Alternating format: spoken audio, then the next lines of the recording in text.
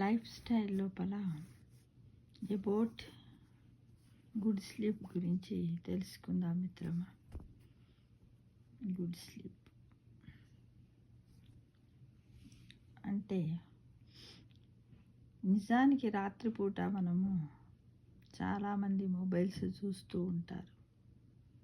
దానివల్ల చాలా డిమెరిట్సే ఉన్నాయి, బెనిఫిట్స్ తక్కువ, డిమెరిట్స్ ఎక్కువగా ఉన్నాయి మిత్రమా. కాబట్టి మనము స్లీపింగ్ వల్ల మనకి ఎన్ని బెనిఫిట్స్ ఉన్నాయో తెలుసుకుందాం. ఎలా అంటే మనము నిద్ర పట్టదని కొద్దిమంది ఒక సినిమా చూడందే నిద్రపోరు. ఇలా సమయాన్ని తగ్గించి నిద్రను నష్టపోతూ ఉంటాం. దానివల్ల మనకు చాలా నష్టాలు జరుగుతాయి. ఏంటిది అంటే మనం పొందే ఆనందము కంటే కూడా నష్టం ఎక్కువగా ఉంటుంది. కొద్దిమంది మాట్లాడుతూ మనిషి జీవితాన్ని కూడా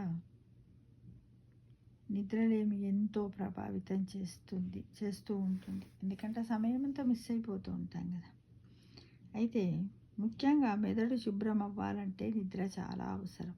ఎలా అంటే మానవ మెదడు సహజంగా రోజుకు 60,000 నుంచి 80,000 ఆలోచనలు దాదాపుగా చేస్తుంది. అందులో కొన్ని వ్యక్తిగతమైనవి, కొన్ని వృత్తిపరమైనవి, కొన్ని ఇతరుల కోసము బోలెడు ఉంటాయి, రకరకాలైనటువంటి. ఒకరోజు పూర్తయ్యేసరికి ఇలాంటి ఆలోచనలతో మెదడు పూర్తిగా నిండిపోతుంది. మళ్ళీ అది శుభ్రం అవ్వాలంటే ఖచ్చితంగా మనకేమవసరం? నిద్ర అవసరం. ఆ సమయంలో మెదడుకు రక్త ప్రసారం బాగా జరిగి శక్తిని పొందుతుంది, జ్ఞాపక శక్తి కూడా పెరుగుతుంది. సరిగా నిద్రపోకపోతే దాని ప్రభావం మెదడుతో పాటు అన్ని అవయవాలపైన కూడా పడుతుంది మిత్రమా. ఉదయాన్నే లేచిన దగ్గర నుంచి మత్తుగా అనిపిస్తుంది, వేగంగా మనం నిర్ణయాలు తీసుకోలేము, ఏ పనిని కూడా చేయలేము.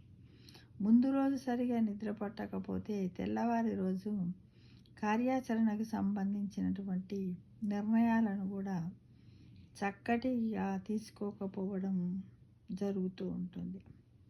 కాబట్టి ఎంతో విలువైన నిర్ణయాలను పక్కన పెట్టవలసిన అవసరము వస్తుంది. దేనికోసము? నిద్ర కోసం పెట్టి నిద్రపోవాలి. ఒకవేళ మనం అరగంట అధికంగా మొబైల్ మాట్లాడినా కూడా దాని ప్రభావం చాలా ఉంటుంది మిత్రమా.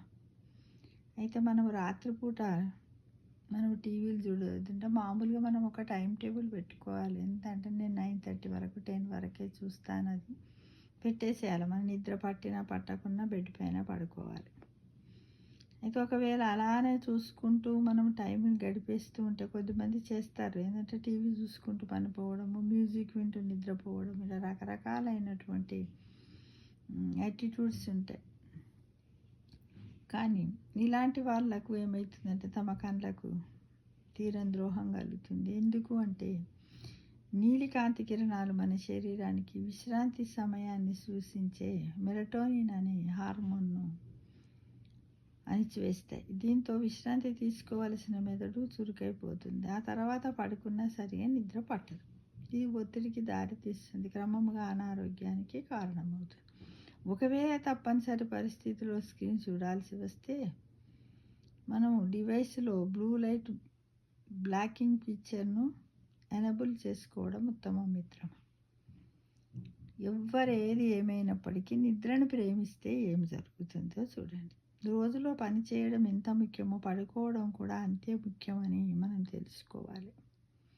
ఆరోగ్యంగా ఉంటేనే ఆరోగ్యంగా ఉండాలి, జ్ఞాపక శక్తి కావాలి, కళ్ళ సమస్యలు రావద్దు, ఎలాంటి అడ్డంకులు లేకుండా కూడా మనము మన లక్ష్యాన్ని చేరుకోవాలి. మెదడుకి ఎట్టి పరిస్థితుల్లోనూ హాని కలగకూడదని బలంగా కోరుకునే వాళ్ళు ఖచ్చితంగా నిద్రను ప్రేమిస్తూనే ఉంటారని అర్థం.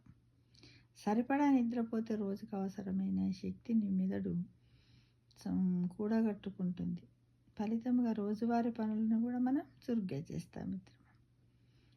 ఏ పని చేసినా చకచక చేస్తాము, సమయాన్ని కూడా పొందుతూ ఉంటాం.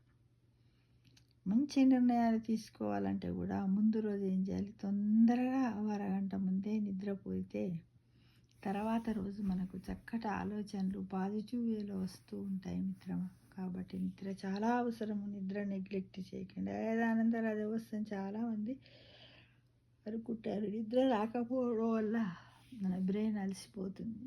రీఛార్జ్ అనేది కాదు. కాబట్టి మన బ్రెయిన్‌ని మనం రీఛార్జ్ చేసుకోవాలంటే తప్పకుండా మనము సరి అయిన నిద్ర గుడ్ స్లీప్స్ కోసం మనము కొన్ని టైమింగ్స్‌ను పెట్టుకోవాలి. కొన్నింటిని మనకిష్టం ఉన్నప్పటికి కూడా వాటిని పక్కన పెట్టేసి చూడకుండా కళ్ళకు కూడా విశ్రాంతి ఇవ్వాలి మిత్రమా.